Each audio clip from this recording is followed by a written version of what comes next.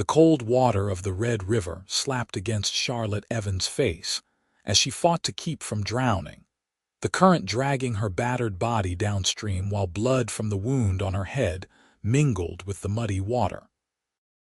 Her own brother had brought her here, struck her down, and left her for dead, all for the fortune their father had left solely to her in his will. She could still hear James' voice, cold and hollow. "Nothing personal, sister, but that inheritance belongs to me." Then darkness as his pistol butt connected with her temple, and the sensation of falling into the rushing water below. Charlotte had always known James was troubled, resentful of their father's favoritism, but she never imagined he would try to kill her. Now, as consciousness faded in and out, she could only pray that somehow someone would find her before the river claimed her life completely. Owen Jackson rode along the banks of the Red River, his tired horse plodding steadily as the sun beat down on them both. The year was 1876, and the young cowboy had just finished delivering a herd of cattle to a ranch outside Jefferson, Texas. At 26, Owen had spent most of his life working the cattle drives, saving every penny he earned with dreams of buying his own spread someday. He'd seen his fair share of troubles on the trail: rustlers, storms, stampedes, but nothing prepared him for what he spotted in the river ahead. At first, he thought it was just debris, perhaps a branch or discarded clothing caught in an eddy. But as he drew closer, the unmistakable shape of a human form made his blood run cold. Without hesitation, Owen spurred his horse forward, dismounting in a fluid motion before the animal had fully stopped. He splashed into the shallows, his eyes fixed on the woman's body floating face down in the water. "Lord Almighty," he muttered, wading deeper, the current tugging at his legs as he reached for her.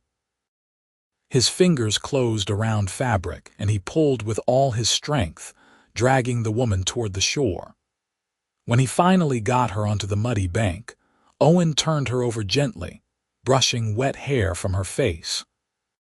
She was young, maybe 22 or 23, with delicate features and dark hair plastered to her pale skin. A nasty gash marred her temple, still seeping blood. Owen pressed his ear to her chest, listening for a heartbeat, finding only silence. "No, madam," he said grimly. "It's not your time." Owen tilted her head back, pinched her nose, and covered her mouth with his, breathing his own air into her lungs the way an old trapper had once shown him.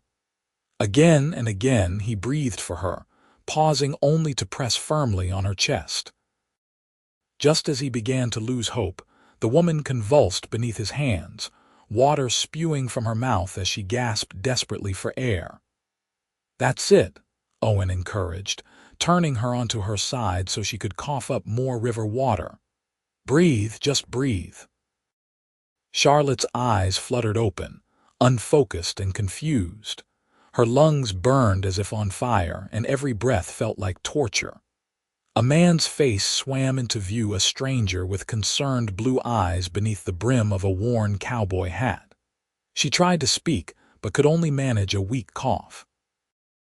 "Don't try to talk," the man said gently. "You nearly drowned. I'm Owen Jackson. I pulled you from the river." Memory rushed back: James, the inheritance, the blow to her head, and Charlotte tried to sit up in panic, only to collapse back onto the muddy ground, too weak to move. "Whoa there," Owen steadied her with a strong hand.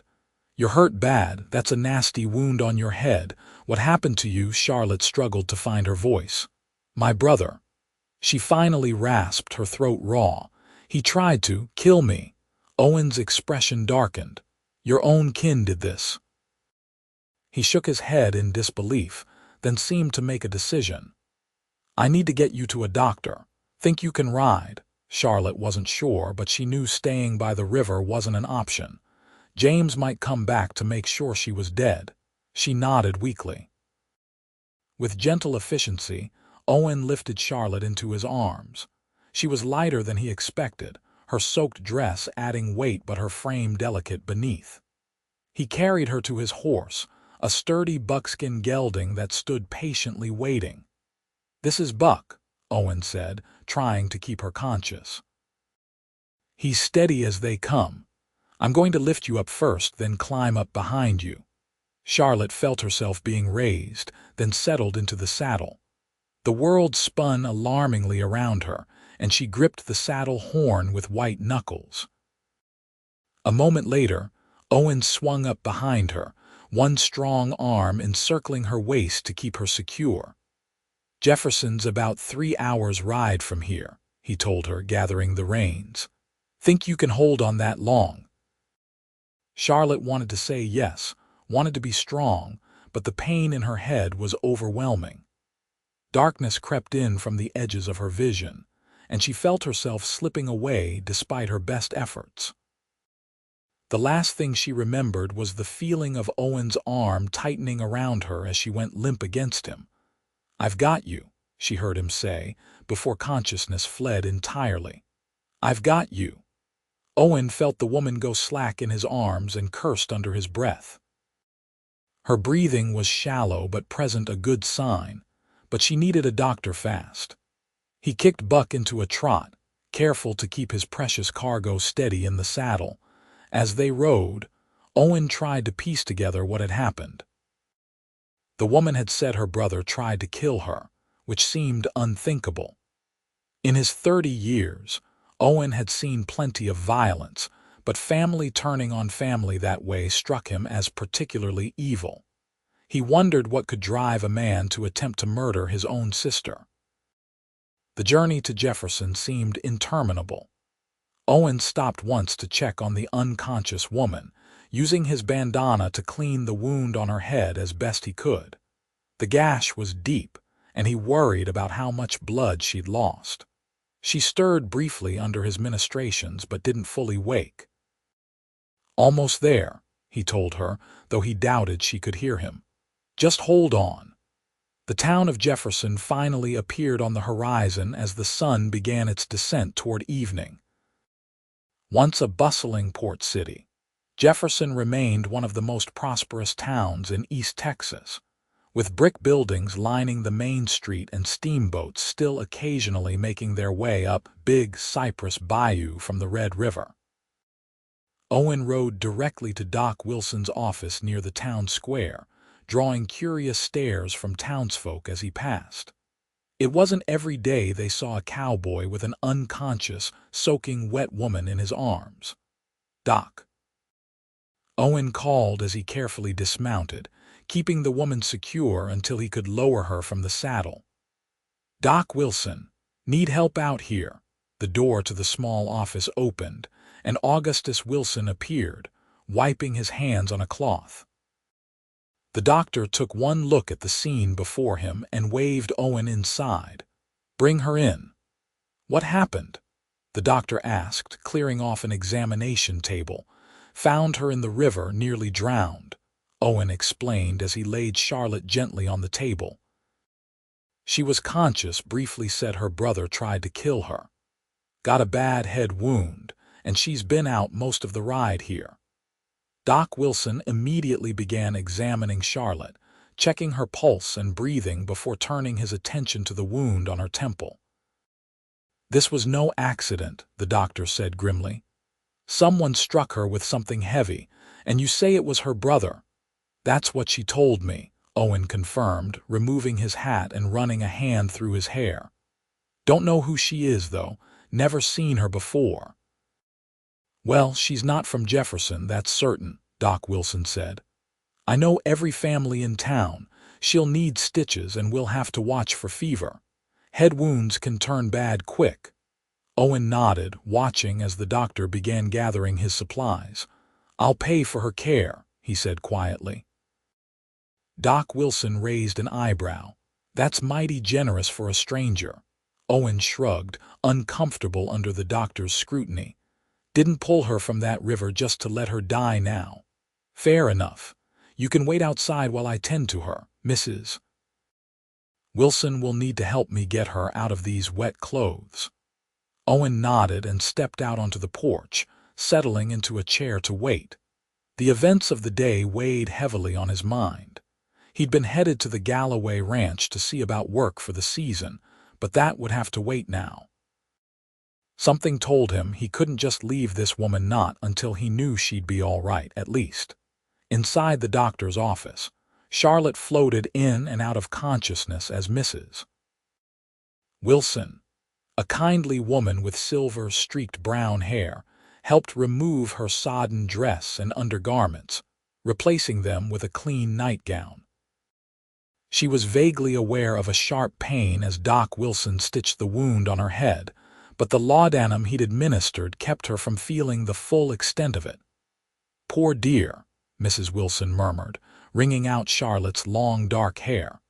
"Who would do such a thing?"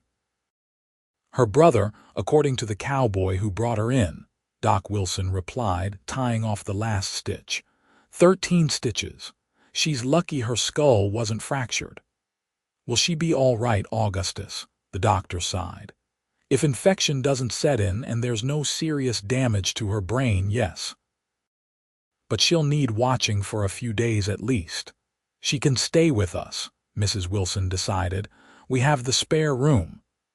"That was my thinking as well, Martha. Let's get her settled, then I'll speak with the cowboy." When Doc Wilson stepped back onto the porch, he found Owen still waiting, his expression troubled. "She'll live," the doctor said without preamble. "Took 13 stitches to close that wound, and she's exhausted from her ordeal, but she's young and seems strong. My wife is getting her settled in our spare room." Relief washed over Owen's face. "Good, that's good. Sheriff will want to talk to her when she's able. Attempted murder's a serious charge." Owen nodded. "Reckon that's so. Did she say anything else? Her name, maybe?" "No, still mostly unconscious. The laudanum will keep her that way through the night, I expect." Doc Wilson studied Owen thoughtfully. "What are your plans, Mr. Jackson?"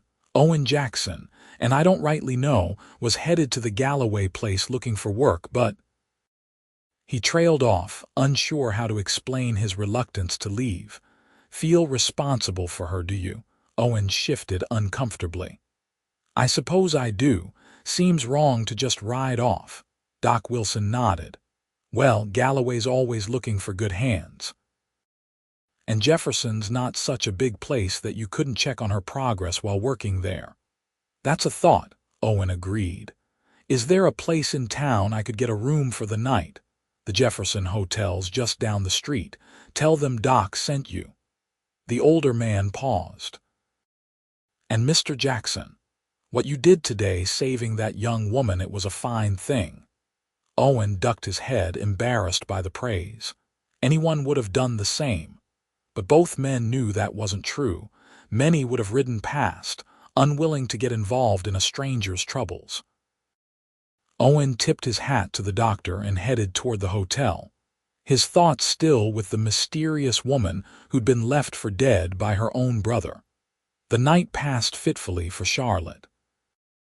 Fever dreams plagued her, sleep visions of James standing over her with hatred in his eyes, of the swirling river water closing over her head, of her father's funeral just 3 weeks ago. When she finally woke fully, sunlight was streaming through unfamiliar curtains, and her head throbbed with each beat of her heart. "Ah, you're awake," a woman's voice said kindly. Charlotte turned her head carefully to see an older woman setting a tray on the bedside table. "I'm Martha Wilson. My husband is the doctor who treated you." Charlotte tried to speak, but her throat was parched. Mrs. Wilson quickly poured a glass of water and helped her drink. "Thank you," Charlotte managed once her throat was moistened. "Where am I?" "You're in Jefferson, Texas, dear, in our home. A young cowboy brought you in yesterday, said he found you in the river." Mrs. Wilson's expression grew serious. "He also said your brother tried to kill you. Is that true?" The memories flooded back, and Charlotte closed her eyes against sudden tears. "Yes," she whispered. "It's true." "Can you tell me your name, dear?" "Charlotte Evans." Well, Miss Evans, you're safe now. My husband says you're lucky to be alive. Charlotte touched the bandage on her temple gingerly. The cowboy. Is he still here, Mr. Jackson? He stayed in town overnight. Said he'd come by this morning to check on you. Mrs. Wilson smiled. Seemed quite concerned about you. Charlotte felt a strange flutter in her chest at the news. She remembered little of her rescue, just strong arms pulling her from the water, a gentle voice urging her to breathe, and blue eyes filled with worry.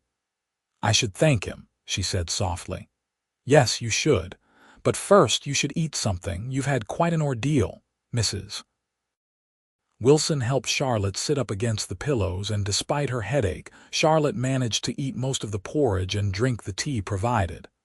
As she finished, a knock came at the bedroom door. Martha, is she awake? It was Doc Wilson's voice. Yes, come in, Augustus. She's eaten a bit of breakfast. The doctor entered, followed by a tall young man whose hat was clutched respectfully in his hands. Charlotte recognized him immediately, the cowboy from the river. Miss Evans, I'm Dr. Wilson. The doctor introduced himself. And this is Owen Jackson, the man who found you yesterday. Owen stood awkwardly by the door, his blue eyes meeting Charlotte's brown ones. Madam, he said with a slight nod, good to see you awake. Mr. Jackson, Charlotte said, her voice stronger now. I understand I have you to thank for my life. A flush crept up Owen's neck. Just happened to be in the right place. Well, I'm grateful nonetheless. Charlotte studied him openly. He was handsome in a rugged way, with sun-browned skin and light brown hair that curled slightly where it met his collar. He appeared to be in his mid-20s, with the lean, muscled build of a man who worked outdoors. Miss Evans, Doc Wilson interrupted her thoughts. I need to check your wound and ask you some questions if you're feeling up to it. Charlotte nodded, and Mrs. Wilson gestured for Owen to follow her from the room. Let's give them some privacy, Mr. Jackson. You can visit with Miss Evans after the doctor's finished. In the kitchen, Owen paced while Mrs. Wilson prepared coffee. She seems better, he observed. Yes, though she's still weak. That head wound is serious, and nearly drowning didn't help matters. Mrs. Wilson set a cup of coffee before him. She confirmed what you told us about her brother. Owen's jaw tightened. Did she say why he did it? Not to me, but I expect the sheriff will get the full story when he comes by later. Owen nodded thoughtfully. He'd spent a restless night at the hotel, his mind filled with questions about the woman he'd rescued. Something about her vulnerability, coupled with the flash of determination he'd seen in her eyes when she briefly regained consciousness, had stirred something in him. He told himself it was merely concern for a fellow human being, but deep down, he suspected it might be more. In the bedroom, Doc Wilson carefully removed the bandage from Charlotte's temple, examining the stitched wound with a critical eye. No signs of infection so far, which is good, he commented. How's your head feeling? It aches terribly, Charlotte admitted. That's to be expected. I'll give you more laudanum for the pain, but not too much. Need to keep your wits about you. He rebandaged the wound with gentle hands. Now, Miss Evans, I hate to tax you, but Sheriff Dawson will be here soon, and it would help if I knew something of what happened to you. Charlotte took a deep breath, steeling herself. My father died 3 weeks ago. He was a successful businessman in Shreveport, owned a shipping company on the Red River. In his will, he left everything to me, bypassing my older brother James. She paused, the memory painful. James was furious. He's always had gambling debts, and I think he counted on the inheritance to clear them. Yesterday, he asked me to ride with him, said he wanted to reconcile. When we reached a secluded spot by the river, he struck me with his pistol and pushed me into the water. Doc Wilson's expression was grave. A serious crime, attempting to murder his own sister for money. He probably thinks he succeeded, Charlotte said quietly, and I'm not sure it's safe for anyone to know I'm alive until he's been arrested. I understand. Sheriff Dawson is a good man. He'll know how to handle this. The doctor patted her hand. Rest now. The young man who rescued you seems quite concerned about your welfare. Would you like to speak with him? Despite everything, Charlotte found herself nodding. Yes, I'd like to thank him properly. When Owen entered the room, hat still in hand, Charlotte was struck again by the kindness in his eyes. Here was a man who'd gone out of his way to save a stranger who'd stayed in town just to make sure she was all right. "Mr. Jackson," she greeted him. "Please sit down." Owen took the chair beside her bed, perching somewhat uncomfortably on its edge. "How are you feeling, Miss Evans?" "Better, thanks to you." Charlotte managed a small smile. "I don't remember much after you found me, but I know you pulled me from the river and brought me here. I owe you my life." Owen shook his head. "You don't owe me anything, madam. Anyone would have done the same." "I don't believe that's true, and please call me Charlotte." A smile tugged at the corner of his mouth. "Charlotte, then, and I'm Owen." "Owen," she repeated. "Were you traveling through Jefferson when you found me?" "Was heading to the Galloway Ranch, looking for work. I'm a cowboy by trade, just finished a cattle drive and was hoping to find steady employment for a spell." "And I delayed your plans," Charlotte said regretfully. "Don't worry yourself about that. Galloway's still hiring, according to Doc Wilson. I plan to ride out there later today." Owen hesitated. "But I'd like to check in on you if that's all right." Charlotte felt warmth spreading through her chest at his words. "I'd like that very much." Their conversation was interrupted by the arrival of Sheriff Dawson, a stout man with a graying mustache and keen eyes. Owen excused himself, promising to return before he left for the Galloway Ranch. Sheriff Dawson listened carefully as Charlotte recounted her story, taking notes in a small book. His expression grew increasingly grim as she described her brother's betrayal. "So James Evans thinks you're dead, and he stands to inherit your father's fortune if you are," the sheriff summarized. "And he's in Shreveport, Louisiana, as far as you know." "Yes. Our family home is there, and the business." Sheriff Dawson nodded thoughtfully. "I'll wire the authorities in Shreveport, but we'll need to be careful about how we proceed.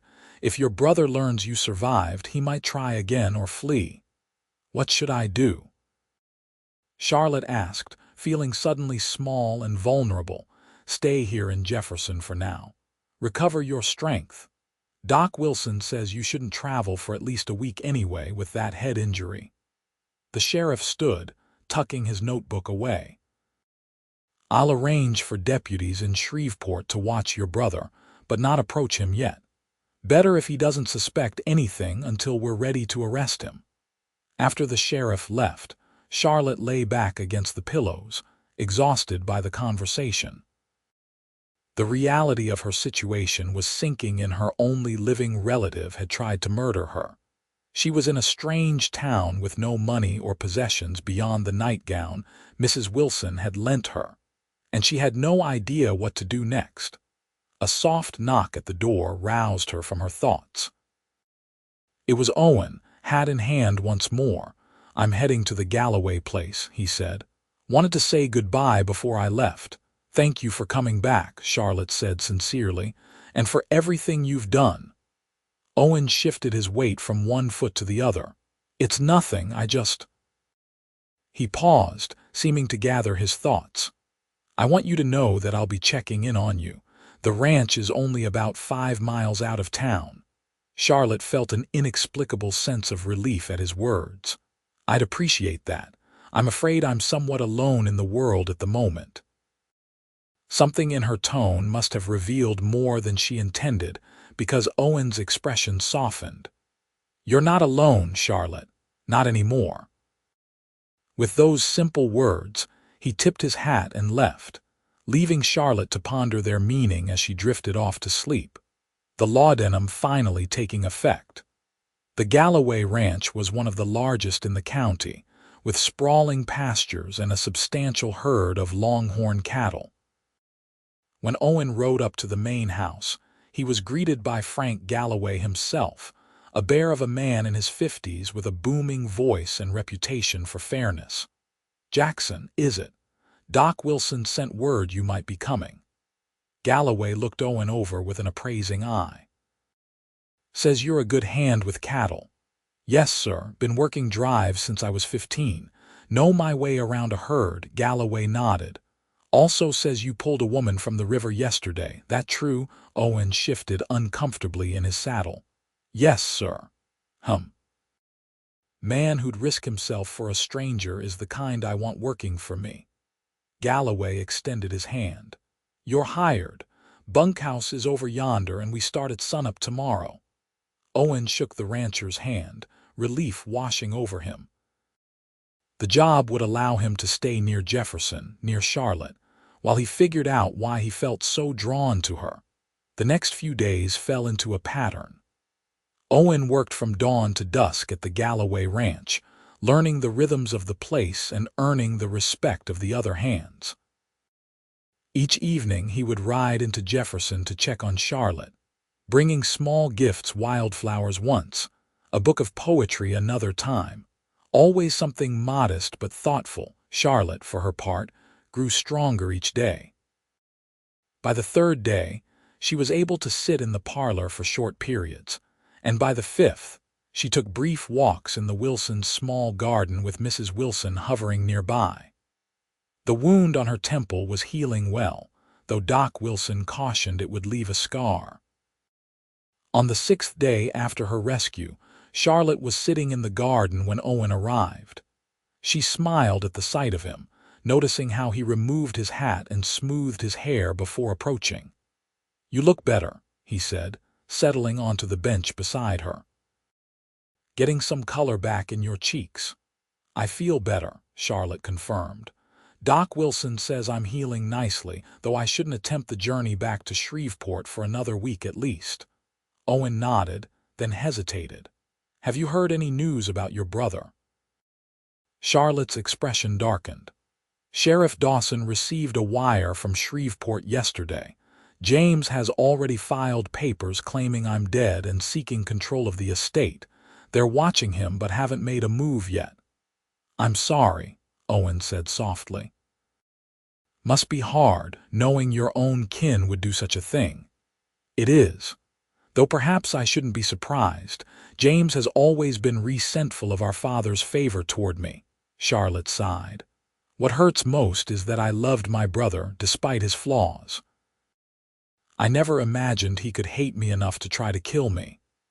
Owen was quiet for a moment, then said, "Some men let greed poison them from the inside out. Doesn't reflect on you." Charlotte looked at him gratefully. In the days since her rescue, Owen's visits had become the bright spots in her recovery. There was something so solid, so dependable about him, qualities she'd never seen in the polished gentleman her father had encouraged her to consider as suitors. "How is the work at the Galloway Ranch?" she asked, changing the subject. Owen's face brightened. "Good. Hard work but fair pay. Mr. Galloway's talking about sending me with a small herd to Fort Worth next month. Would be a chance to prove myself." "That sounds like a wonderful opportunity," Charlotte said, ignoring the twinge of disappointment she felt at the thought of him leaving, even temporarily. They talked until the sun began to set, Owen telling stories of life on the cattle drives, Charlotte sharing memories of growing up in Shreveport. When Mrs. Wilson called Charlotte in for supper, Owen stood reluctantly. "I should get back to the ranch," he said. "But I'll come tomorrow, if that's all right." "I'd like that," Charlotte replied, realizing how much she meant it. That night, as Charlotte prepared for bed, Mrs. Wilson helped her brush her long dark hair, which was finally beginning to look healthier after days of gentle care. "That's a fine young man who comes to see you," Mrs. Wilson commented with a knowing smile. Charlotte felt a blush rising to her cheeks. "Yes, he's very kind. More than kind, I'd say. The way he looks at you." Mrs. Wilson trailed off suggestively. We barely know each other, Charlotte protested, though her heart quickened at the older woman's implication. Sometimes it doesn't take long to know your heart, Mrs. Wilson said wisely.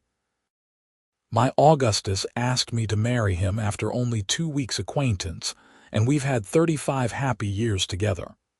Charlotte was silent, considering. She couldn't deny the flutter in her stomach whenever Owen appeared, or how she found herself watching the clock on days when he was due to visit.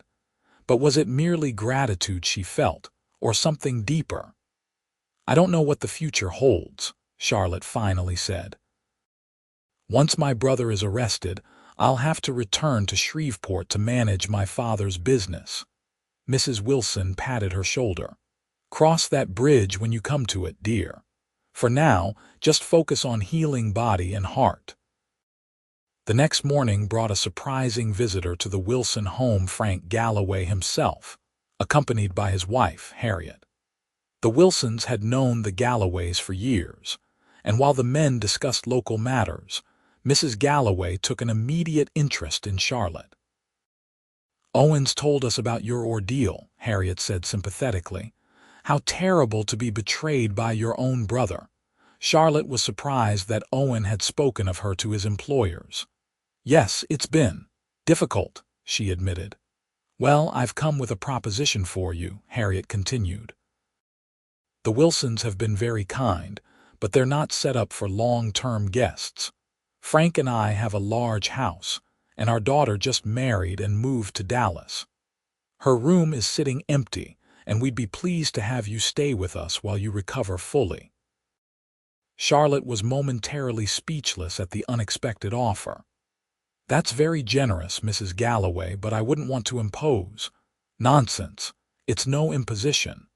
Besides, Harriet added with a twinkle in her eye, it would save Owen the daily ride into town to see you. Charlotte blushed, realizing that her attraction to Owen must be obvious to everyone. I'll need to discuss it with Sheriff Dawson. He's concerned about my safety until my brother is apprehended, of course, but our ranch is more isolated than the Wilsons' home in town. Might be safer, in fact. By that afternoon, it was decided. Sheriff Dawson agreed that the Galloway Ranch might actually provide better security, and Doc Wilson pronounced Charlotte well enough for the short journey. Owen, when he arrived for his daily visit, was clearly pleased by the development, offering to escort Charlotte to the ranch himself the following day. Are you sure this isn't an inconvenience for the Galloways? Charlotte asked Owen as they walked slowly in the garden. I don't want to be a burden. Mrs. Galloway's been eager for female company since her daughter left, Owen assured her, and Mr. Galloway never argues with his wife, he grinned. Besides, I reckon they're curious about the woman I can't seem to stay away from. The directness of his statement caught Charlotte off guard, and she felt heat rise to her cheeks. Is that how you see it? She asked softly. Owen's expression grew serious.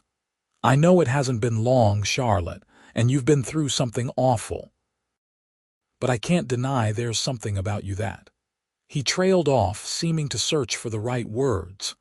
That what? Charlotte prompted, her heart beating rapidly. That makes me want to know you better, he finished. Much better. Charlotte found herself stepping closer to him, drawn by the sincerity in his blue eyes. I feel the same way, she admitted. For a moment it seemed Owen might kiss her, but he restrained himself, taking her hand instead and squeezing it gently. We've got time, he said. No need to rush. The following morning, Charlotte said her goodbyes to the Wilsons, promising to visit once she was fully recovered. Doc Wilson gave her a small bottle of laudanum for her headaches, which were becoming less frequent, and instructions to continue resting. Owen arrived with a wagon rather than on horseback, having borrowed it from the Galloways specifically to make Charlotte's journey more comfortable. He'd placed clean straw and blankets in the bed to cushion the ride, and he helped Charlotte up onto the seat with gentle hands. Thank you for all you've done, Charlotte said to the Wilsons as Owen climbed up beside her. "I don't know what would have happened if you hadn't taken me in." "You focus on getting completely well," Doc Wilson instructed. "And remember what I said about those stitches. They can come out in another 3 days." The journey to the Galloway ranch took just over an hour, with Owen driving carefully to avoid jostling Charlotte too much. As they traveled, he pointed out landmarks and told her about the area. "Jefferson's seen better days," he admitted. "Used to be the biggest river port in these parts before the railroads came, but it's still a good town with good people." "Have you lived here long?" Charlotte asked. "No, madam. I'm a bit of a wanderer. Grew up in Missouri but left home at 15 to find work. Been drifting ever since, following the cattle drives, taking jobs where I could find them." Owen glanced at her. "Never stayed in one place more than a season or two, but lately I've been thinking maybe it's time to put down some roots." The implication in his words made Charlotte's heart skip a beat, but before she could respond, the Galloway ranch came into view ahead of them. It was an impressive spread, a large 2-story house with a wide porch, several outbuildings, corrals full of horses, and pastures stretching to the horizon. "It's beautiful," Charlotte breathed. "It's a good place," Owen agreed. "Galloway's fair and the work suits me." Harriet Galloway was waiting on the porch as they pulled up, coming down the steps to greet them with a warm smile. "Welcome, Miss Evans. We're so pleased you accepted our invitation." Charlotte was shown to a comfortable bedroom on the 2nd floor, with windows overlooking the ranch yard. After helping her settle in, Harriet left her to rest, promising to call her for supper later. Alone in the quiet room, Charlotte stood at the window, watching as Owen returned to his work in the corral, breaking a spirited young horse. She could see the other ranch hands stopping to watch, clearly impressed by his skill. There was something mesmerizing about the way he moved, confident and sure, yet gentle with the nervous animal. Charlotte's thoughts drifted to her situation. She still had no clothes beyond what Mrs. Wilson had lent her, no money until she could return to Shreveport and claim her inheritance, and a brother who wanted her dead. By all accounts, she should be overwhelmed with worry. Yet watching Owen in the yard below, she felt a strange sense of peace. Something told her that no matter what happened next, she wasn't alone anymore. The days at the Galloway ranch fell into a pleasant rhythm. Charlotte's strength returned steadily, and with it, her natural independence. She insisted on helping Harriet with household tasks, refusing to be treated as an invalid any longer. Doc Wilson visited to remove her stitches, pronouncing himself satisfied with her recovery, though the scar on her temple would remain. Owen continued his work on the ranch, but found reasons to be near the house whenever possible.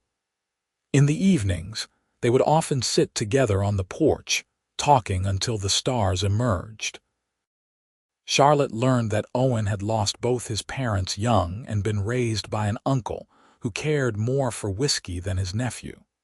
She told him about growing up in relative privilege in Shreveport, but feeling stifled by the expectations placed on a young lady of her station. "My father wanted me to marry the son of his business partner," she confided one evening, a week after coming to the ranch. "A suitable match," he called it. But Theodore Blackburn was interested only in my father's money and had a reputation for gambling and visiting houses of ill repute. "And you refused him," Owen guessed. Charlotte nodded. "Father was furious at first, but eventually accepted my decision. I think that's why he left everything to me instead of James. He knew James would squander it all while I had plans to expand the business into new markets." Owen looked impressed. "You know about shipping, then?" "I do. Father taught me the business from the time I was 16, though it scandalized many in Shreveport society." Charlotte smiled at the memory. "He said I had a better head for figures than any man he knew, including my brother." A woman with beauty and brains, Owen said admiringly. Rare combination. Charlotte blushed at the compliment. What about you? Have you always wanted to be a cowboy? Owen leaned back in his chair, considering. I suppose I fell into it more than chose it. But I've come to love it, the freedom of the open range, working with animals instead of people most days. He paused. Though lately I've been thinking I'd like something more permanent, maybe a small spread of my own someday. The conversation was interrupted by the arrival of Sheriff Dawson, who brought news from Shreveport. Charlotte tensed as she saw his serious expression. Miss Evans, the sheriff greeted her, declining Harriet's offer of coffee. I've received word from the authorities in Shreveport. They've been watching your brother, and it seems he's been liquidating some of your father's assets, selling off property and investments at less than their value for quick cash. Charlotte felt anger rising within her. He has no right. The will hasn't even been properly executed. No, he doesn't. But there's more. The sheriff hesitated. He's been asking questions about you specifically, if a body matching your description has been found downstream, and he's paid off several officials to expedite declaring you legally dead. Owen, who had been silent until now, spoke up. He's getting nervous. Exactly, Sheriff Dawson agreed, which makes this the perfect time to move against him. The Shreveport authorities want to arrest him, but they need you there to testify. Charlotte felt a chill run through her. Return to Shreveport, where James could find me. You'd be under protection, the sheriff assured her. But yes, you'd need to make a formal statement and appear before a judge. Charlotte looked to Owen, finding strength in his steady gaze. When would I need to leave? Within the week, ideally. I'll accompany you myself to ensure your safety. Sheriff Dawson stood. Think about it, Miss Evans. Let me know your decision tomorrow. After the sheriff left, Charlotte sat in stunned silence. The prospect of returning to Shreveport, of facing James, filled her with dread. You don't have to go, Owen said quietly, but I do. If I don't, James will get away with it, with attempting to murder me, with stealing my father's business. Charlotte shook her head. I can't let that happen. Owen moved to kneel before her chair, taking her hands in his. Then I'm coming with you. Owen, no, you have responsibilities here. The herd to Fort Worth. Galloway can find another man for that job. I won't let you face this alone, Charlotte. His blue eyes were intense, determined. I pulled you from that river for a reason. I'm not about to abandon you now. Charlotte felt tears welling up, overwhelmed by his loyalty. Without thinking, she leaned forward and pressed her lips to his, a gentle, brief kiss that nonetheless sent warmth spreading through her entire body. When she pulled back, Owen looked surprised but pleased. What was that for? He asked softly. For being the kind of man I never thought existed, Charlotte replied. For caring about what happens to me. Owen reached up to brush a tear from her cheek. I more than care, Charlotte. I think I'm falling in love with you. The admission hung in the air between them, both thrilling and terrifying in its implications. They'd known each other less than 2 weeks, yet Charlotte couldn't deny the depth of her feelings for this man who had saved her life and continued to stand by her. I think I'm falling in love with you too, she whispered, the truth of it resonating in her heart. Owen's smile was like sunrise breaking across his face. He leaned in to kiss her again, longer this time, his hand gently cradling her face. When they finally parted, both were breathless. We'll face Shreveport together, he promised, and whatever comes after. The next few days were a flurry of preparation. Charlotte sent a wire to her father's lawyer in Shreveport, alerting him to her survival and James's crimes. The response was immediate. The lawyer would freeze all transactions pending her return and gather evidence of James's attempts to claim her inheritance fraudulently. Frank Galloway, upon hearing of their plans, not only gave Owen leave to accompany Charlotte, but insisted on paying his wages during the absence. "A man stands by his woman," the rancher said gruffly. "Wouldn't respect you if you did otherwise, Jackson." Harriet provided Charlotte with several dresses and other necessities for the journey. "Consider them gifts," she insisted when Charlotte promised to repay her. "You've brought life back to this house with your presence."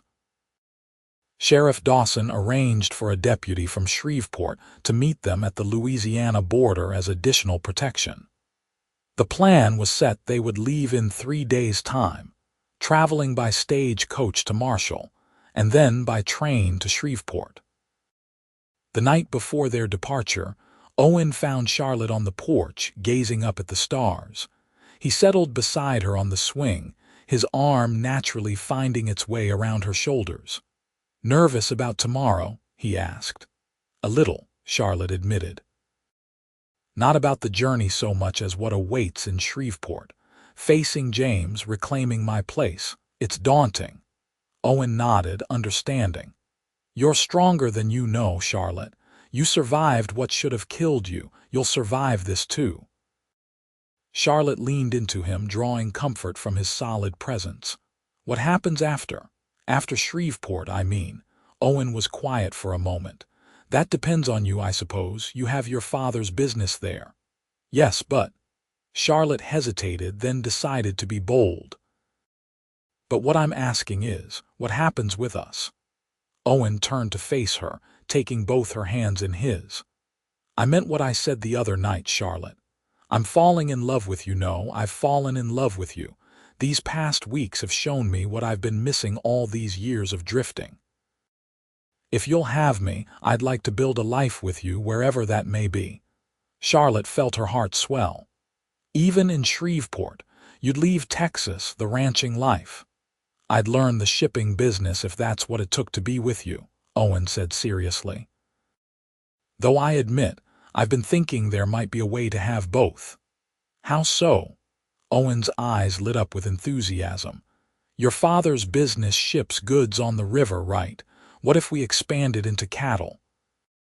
There's good money in buying cattle in Texas and shipping them downriver to New Orleans and beyond. Combines my knowledge of the cattle business with your shipping expertise." Charlotte considered the idea, excitement building. "That could actually work." "Father always said diversification was key to growth." "We could base operations in Jefferson," Owen continued. "It's still a river port, just needs some revival, and the Galloway Ranch could be our first supplier." "You've given this a lot of thought," Charlotte said, touched by his planning. "Been thinking about little else," Owen admitted with a grin. "But only if it's what you want too." Charlotte leaned forward to kiss him, her heart full. "What I want is a future with you, Owen Jackson. The details we can figure out together." The journey to Shreveport began early the next morning. Sheriff Dawson drove them to Jefferson in his buggy, where they boarded the stage-coach to Marshall.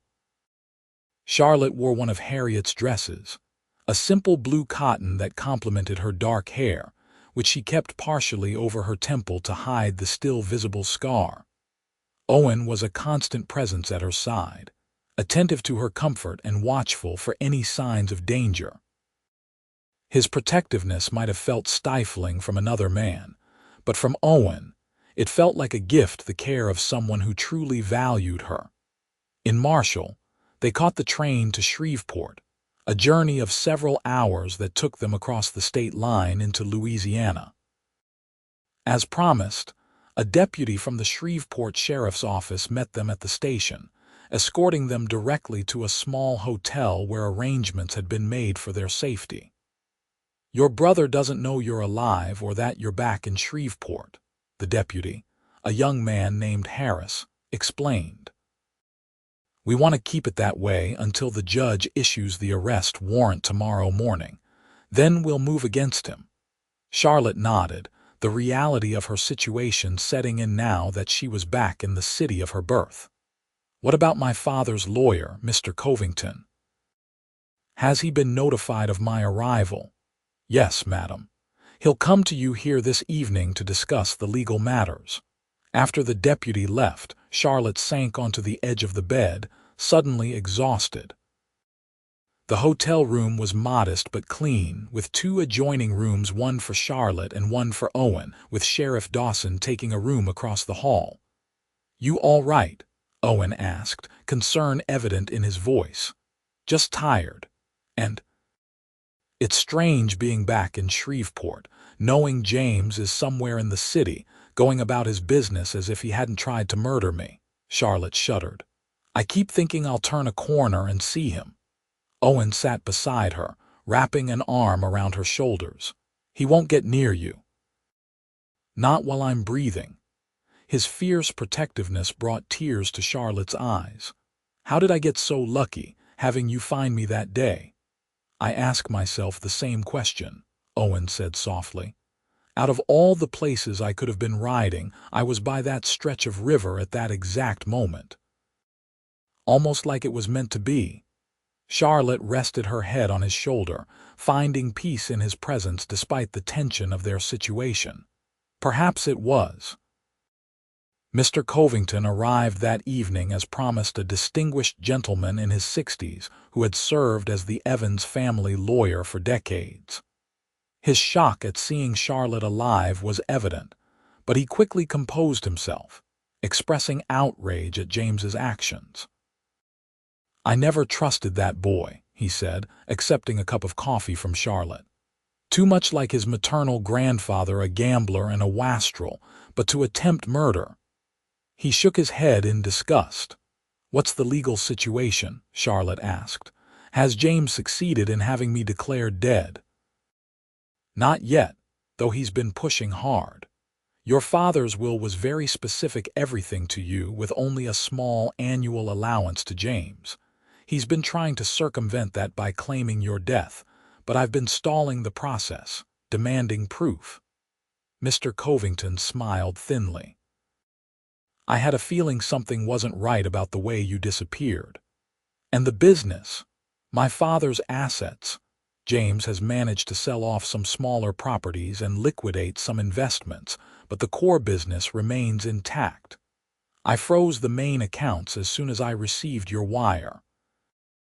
The lawyer looked at Owen with curiosity. "And you must be Mr. Jackson, the man who saved Miss Evans." Owen nodded, extending his hand. "Yes, sir." "You have my sincere gratitude, young man. Charlotte was always Richard Evans' joy, would have broken his heart if anything happened to her." The discussion continued for another hour, with Mr. Covington outlining the legal process ahead. Charlotte would need to appear before Judge Wilkins the next day to provide testimony, after which an arrest warrant would be issued for James. Once James was in custody, the formal legal proceedings to reinstate Charlotte as the rightful heir could begin. "Will I need to confront James directly?" Charlotte asked, unable to hide her apprehension. "Eventually at his trial, but not tomorrow," Mr. Covington assured her. "For now, we just need your sworn statement and identification by witnesses who can confirm you are, indeed, Charlotte Evans." After the lawyer departed, promising to send a carriage for them in the morning, Charlotte stood at the window of the hotel room, looking out at the city lights of Shreveport. So much had changed since she'd left, not just her circumstances, but herself. The sheltered young woman who had trusted her brother implicitly was gone, replaced by someone more cautious, more determined, and, paradoxically, more open-hearted thanks to Owen. "Penny for your thoughts?" Owen asked, coming to stand beside her. "I was just thinking about how much I've changed since that day at the river," Charlotte admitted. "How much you've changed me." Owen shook his head. "You changed yourself, Charlotte. Surviving what you did, that takes a special kind of strength. I just helped fish you out of the water." Charlotte turned to face him, reaching up to touch his cheek gently. "You did much more than that, Owen Jackson. You showed me what real goodness looks like, what real love looks like." Owen caught her hand, pressing a kiss to her palm. "Get some rest now. Tomorrow's going to be a long day." The next morning dawned clear and warm. Charlotte dressed carefully in the best of Harriet's dresses, a deep green that gave her pale skin some color. She arranged her hair to partially cover the scar on her temple, though it was still visible if one looked closely, a permanent reminder of James's betrayal. The courthouse was a stately building in the heart of Shreveport. As they climbed the steps, Charlotte couldn't help but notice the curious glances they received. A young woman accompanied by a cowboy, the local sheriff, and the well-known lawyer Mr. Covington made an unusual procession. Judge Wilkins was an elderly man with sharp eyes that seemed to miss nothing. He listened gravely as Charlotte recounted the events of that day on the river, James's invitation to ride, his sudden attack, and her last memory of falling into the water. "And you're certain it was your brother who struck you?" the judge asked. "Yes, Your Honor, there's no doubt. He spoke to me just before he hit me with his pistol." Charlotte's voice was steady despite the painful memory. "He said, 'Nothing personal, sister, but that inheritance belongs to me.'" The judge's expression hardened. "And Mr. Jackson, you found Miss Evans in the river some distance downstream?" Owen, looking uncomfortable in his best shirt and without his customary hat, stood straighter. "Yes, sir. She was floating face down, nearly drowned. I pulled her out and got her breathing again, then took her to Jefferson, Texas, to the doctor there."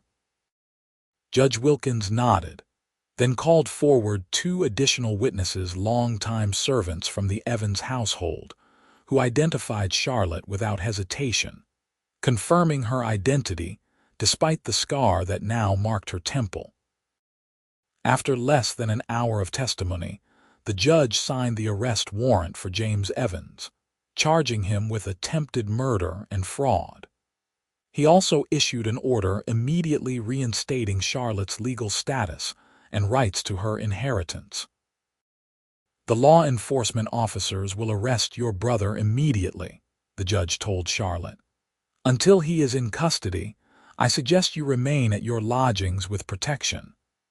As they left the courthouse, Charlotte felt a weight lift from her shoulders.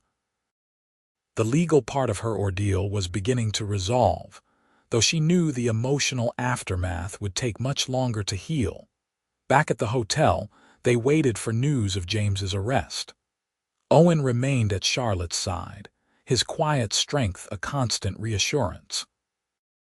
Sheriff Dawson positioned himself in the hotel lobby, watchful for any sign of trouble. The hours dragged by with no word. Charlotte grew increasingly nervous as afternoon turned to evening. "What's taking so long?" she wondered aloud. "Surely they should have found him by now." Her question was answered moments later by a sharp knock at the door. Sheriff Dawson entered, his expression grim. "James Evans wasn't at his residence or any of his usual haunts. It appears he's fled." Charlotte felt her blood run cold. Fled? But how would he know? "Someone at the courthouse must have warned him," Sheriff Dawson said.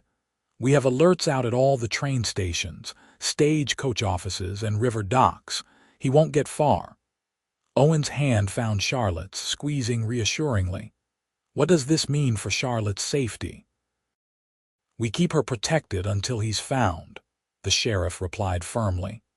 "But given the circumstances, Miss Evans, it might be prudent to conclude your business here quickly and return to Texas until your brother is apprehended." Charlotte nodded, trying to process this new development. The thought that James was still free, possibly still determined to eliminate her, sent shivers down her spine. But she had come too far to be ruled by fear now. "I'll meet with Mr. Covington tomorrow to arrange for the management of my father's business in my absence," she decided. "And then, yes, I think returning to Jefferson would be wise." That night, Charlotte found sleep elusive. Even with Sheriff Dawson keeping watch and Owen in the adjoining room, she couldn't shake the feeling of vulnerability. Around midnight, she heard a soft knock at the connecting door. "Charlotte, you awake?" Owen's voice was low. Yes, she answered, sitting up in bed. Come in. Owen entered, still fully dressed. Thought I heard you moving around. Can't sleep. Charlotte shook her head. Every noise makes me think it's James, somehow finding me. Owen sat on the edge of her bed, taking her hand. He won't get near you, I promise. I know you'd protect me, Charlotte said, believing it completely. But I hate this feeling, being afraid in the city where I grew up, afraid of my own brother. It won't be forever, Owen assured her. They'll catch him, and in the meantime, we have our plans for the future to focus on. Charlotte smiled despite her anxiety. Yes, we do. I spoke with Mr. Covington about your idea combining the shipping business with cattle. He thinks it's brilliant, actually. Said my father would have approved. Owen's expression brightened. Really, that's good to hear. In fact, Charlotte continued, I've been thinking. Rather than selling the business, what if we expanded it, kept the headquarters in Shreveport but opened a second office in Jefferson? We could revitalize the port there like you suggested. We, Owen repeated, his eyes searching hers. Yes, we. Charlotte reached out to touch his face. I meant what I said before, Owen. I want a future with you. A business partnership, yes, but more importantly, a life partnership. Owen's smile was radiant in the dim light of the oil lamp. Charlotte Evans, are you proposing to me? Charlotte laughed softly. I suppose I am. Is that terribly forward of me? Terribly, Owen agreed, his voice teasing. But I accept. He leaned forward to kiss her, gentle and sweet. Though I should warn you, I know nothing about business ledgers and such. And I know nothing about cattle, Charlotte countered. But together, I think we might build something wonderful. Owen nodded, suddenly serious. I don't have much to offer you in material terms, Charlotte. No land, no fortune, just my hands and my heart. Your heart is the only fortune I need, Charlotte said softly. The rest we'll build together. The following days passed in a blur of activity. Charlotte met with Mr. Covington and other business associates, introducing Owen and outlining their plans for expanding the shipping business to include cattle transport. While some of the older businessmen were skeptical of both the new direction and Charlotte's choice of partner, most were impressed by Owen's practical knowledge of the cattle industry and Charlotte's clear business acumen. James remained at large, but reports suggested he had fled toward New Orleans, likely intending to book passage to Europe. Law enforcement in multiple states were alerted, and Charlotte tried not to let the uncertainty overshadow her plans. A week after arriving in Shreveport, they were nearly ready to depart. Charlotte had withdrawn funds from the business accounts to repay the Galloways for their generosity, purchase proper clothing for herself, and secure a small house in Jefferson that would serve as both their home and the new branch office of Evans Shipping. On their last evening in Shreveport, Owen surprised Charlotte by taking her to dinner at the city's finest restaurant, having borrowed appropriate attire from Mr. Covington's son. As they entered, Charlotte was aware of the curious glances and whispers news of her resurrection, and James's crime had spread through Shreveport society like wildfire. Everyone staring, Owen muttered uncomfortably, tugging at his borrowed collar. Let them stare, Charlotte replied, holding her head high. I have nothing to be ashamed of. They were seated at a quiet table near the back, where Owen ordered champagne, another surprise. What are we celebrating? Charlotte asked, smiling at his evident nervousness. Several things, Owen replied, reaching into his pocket. Our new business venture, our return to Jefferson tomorrow, and he placed a small box on the table between them. I wanted to do this properly. Charlotte's breath caught as she opened the box to reveal a simple gold ring with a small pearl. Owen, it's not fancy, he said quickly, but the jeweler said pearls symbolize new beginnings, and I thought that was fitting. It's perfect, Charlotte whispered. emotion making her voice unsteady. Owen took the ring from the box and held it poised over her finger. "Charlotte Evans, I know we haven't known each other long, but when I pulled you from that river, something changed in me.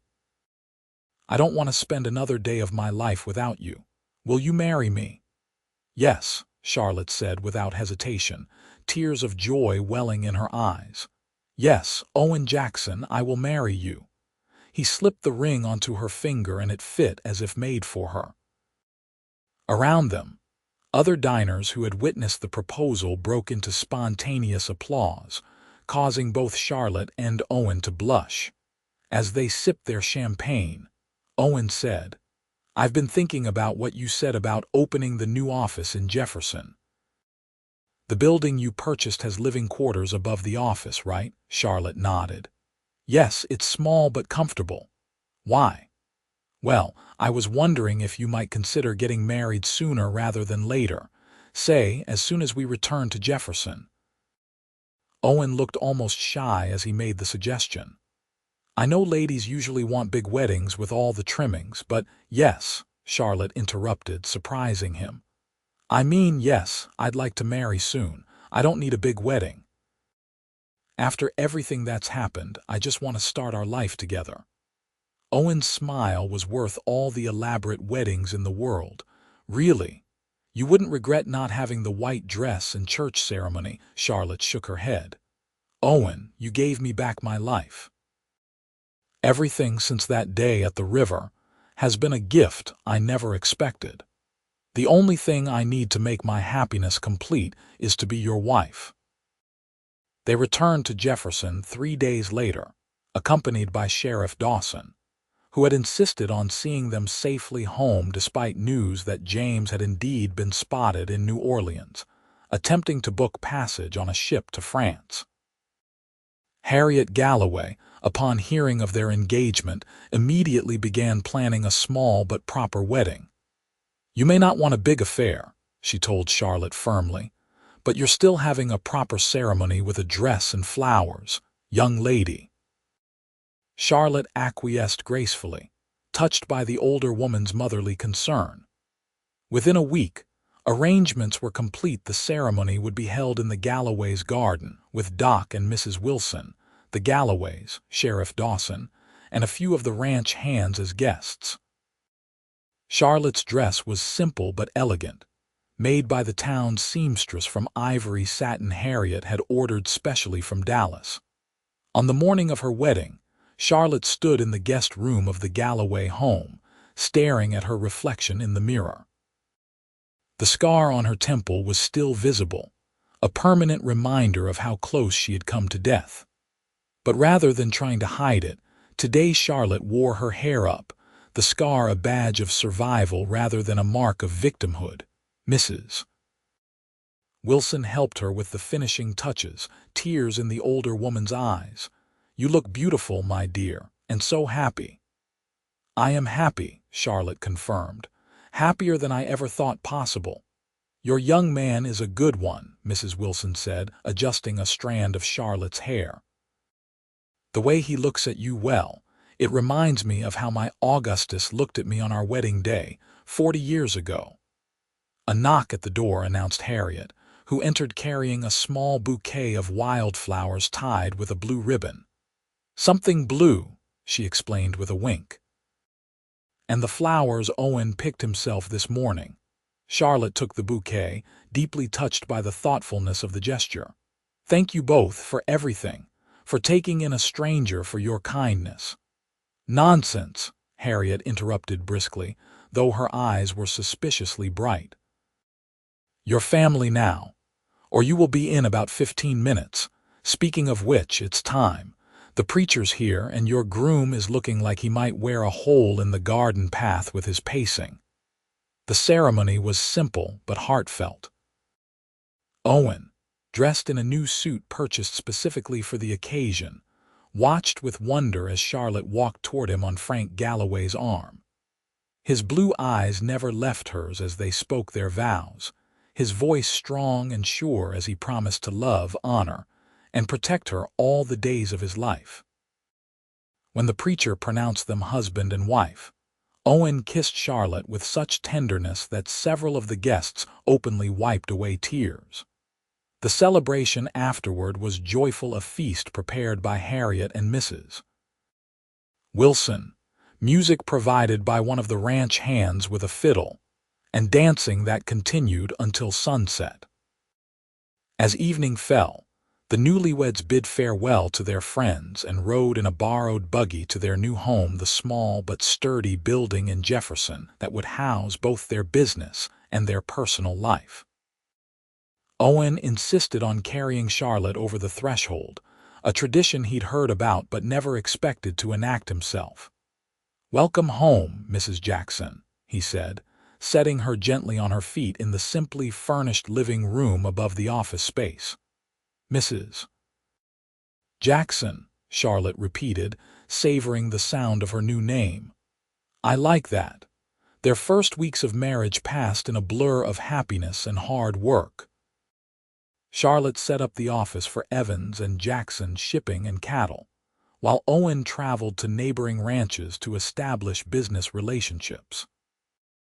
Word came from Shreveport that James had been apprehended in New Orleans and was awaiting trial, bringing a sense of closure to that painful chapter of Charlotte's life. One evening, about a month after their wedding, Owen returned home to find Charlotte sitting at the desk, engrossed in ledgers and correspondence. The sight of her brow furrowed in concentration, a strand of dark hair escaping its pins, filled him with such love that he stood watching her for several minutes before she noticed his presence. "Owen," she exclaimed, rising to greet him with a kiss. "How was the meeting with the Carter Ranch?" "Good. They've agreed to use our services for their next shipment to New Orleans." Owen pulled her into his arms, holding her close. "But I missed you." Charlotte leaned into his embrace, feeling the now familiar sense of safety and belonging that came with being in Owen's arms. "I missed you too." "But I have exciting news. Mr. Covington wired that 2 more Shreveport merchants want to discuss using our new cattle shipping route." Owen grinned. "At this rate, we'll need to hire help before the year's out." "I was thinking the same thing," Charlotte agreed. She hesitated, then added, "And we might need help for another reason as well." Owen looked at her questioningly. "What reason?" Charlotte took his hand and placed it gently on her stomach. "Because in about 7 months there will be a new Jackson to consider." Owen's expression transformed from confusion to astonishment to pure joy in the span of seconds. "Charlotte, are you saying—" "Yes," she confirmed, eyes shining. "I'm with child, our child." Owen let out a whoop of delight, lifting Charlotte and spinning her around the room before hastily setting her down again. "Should I be doing that? Is it safe for the baby?" Charlotte laughed, touched by his immediate concern. "It's fine, Owen. I'm not made of glass." "A baby," Owen marveled, placing his hand on her stomach again, though there was no visible sign of the life growing within yet. "Our baby. Charlotte, I never thought I'd have this: a wife, a child, a home, a future. You've given me everything." "No," Charlotte corrected gently, placing her hand over his. "We've given each other everything. That day at the river was both the worst and best day of my life, worst because of James's betrayal, but best because it led me to you." Owen kissed her then, pouring all his love and gratitude into the gesture. When they parted, he kept her close, foreheads touching. "I will spend the rest of my life making sure you never regret the day Owen Jackson pulled you from that river." "I could never regret it," Charlotte assured him. "It was the day I truly began to live." In the years that followed, Charlotte and Owen built a life that exceeded both their dreams. Evans and Jackson Shipping and Cattle grew into one of the most successful businesses in East Texas, revitalizing Jefferson's port and bringing prosperity to the region. Their first child, a son they named Richard after Charlotte's father, was joined 2 years later by a daughter, Margaret, named for Owen's mother. James Evans was convicted of attempted murder and died in prison, a sad end to a troubled life that Charlotte mourned despite everything he had done. She channeled her grief into establishing a foundation in Shreveport that helped orphaned and abandoned children, ensuring some good came from the family tragedy. On the 5th anniversary of the day Owen had pulled Charlotte from the river, they stood together on the banks of the Red River, their children playing under the watchful eye of a nanny nearby. The spot wasn't exactly where the rescue had occurred, that was miles upriver, but it held symbolic significance for them both. 5 years, Charlotte mused, leaning against Owen's solid strength. Sometimes it feels like yesterday, and other times it feels like a lifetime ago. Owen wrapped his arm around her shoulders, pressing a kiss to her temple where the scar, now faded to a thin silver line, remained. "Best day of my life finding you. Even though I was half dead," Charlotte teased. "Even then," Owen confirmed solemnly. "I think I loved you before you even opened your eyes. Just knew somehow that you were meant to be mine." Charlotte turned in his arms to face him, still moved by the depth of emotion she saw in his blue eyes whenever he looked at her. "And I am yours, Owen Jackson, forever." "Forever," he agreed, lowering his mouth to hers in a kiss that held all the passion, tenderness, and love that had only grown stronger with each passing year. On the riverbank where their journey together had begun, with the water flowing endlessly toward new horizons, Charlotte and Owen reaffirmed the bond that had formed when he breathed life back into her body, and in doing so, found the missing piece of his own soul. What had started as a rescue had become a love story for the ages, proof that even in the darkest moments, life could offer second chances and unexpected joys to those brave enough to seize them.